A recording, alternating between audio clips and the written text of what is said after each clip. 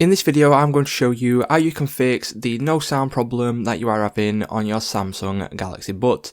Now what you will need in today's video is your buds, and you'll also need your mobile phone. From here what we can do is we can go over to the Galaxy Wearable app and open this up right here. And then you want to open the case of your Galaxy Buds.